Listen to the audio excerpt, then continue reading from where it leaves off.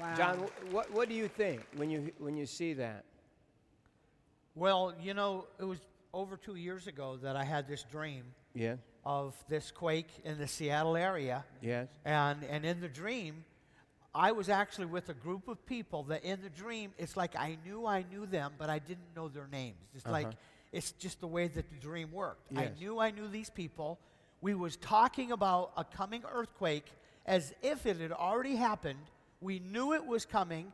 And in the dream, it was almost like we was watching on a news report that this quake was going to hit the Northwest that would be the same magnitude as what hit Alaska in 1964. Ooh, the big one. The big one. And I had no clue. I had never heard of the Cascadia Fault. I had never heard of the term subduction zone earthquake. And in studying since then, the subduction zone type earthquakes are the most devastating, the biggest earthquakes on Earth. And the earthquake in Alaska was a subduction zone earthquake.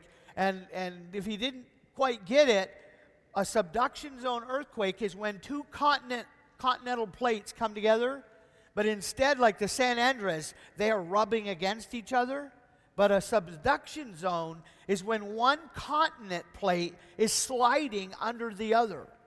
And when it's sliding underneath, it's almost like that continental plate wants to break off and pop up. Yes. And at some point, the pressure is going to build up so high that it has to break off and basically come back up. And when it does, it literally it'll be displacing all of that ocean water in a second's time or in seconds or minutes.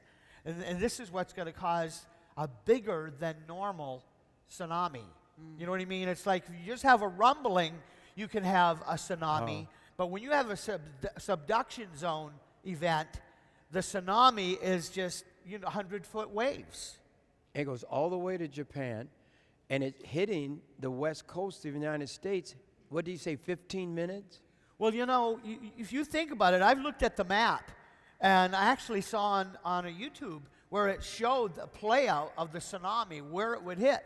It would literally slam in as far south as Australia, New Zealand, and those islands, and Hawaii would get just totally slammed broadside. I mean, it could be just so totally devastating to Hawaii. And it's like they'll have time to get a warning, but where does everybody go? You can't get off the island in time. But the thing of it is, it's happening right on the west coast of the United States. Yeah, and it's going to be... Their warning will be 15 minutes. Yeah, How far can you get in a car and get away in 15 minutes? And they talk about everything west of I-5 will be devastated. Well, the reason they're saying that is that's where the majority of the population lives. Right. Is from I-5 to the water. Exactly. But this quake is going to have far-reaching effects way beyond I-5.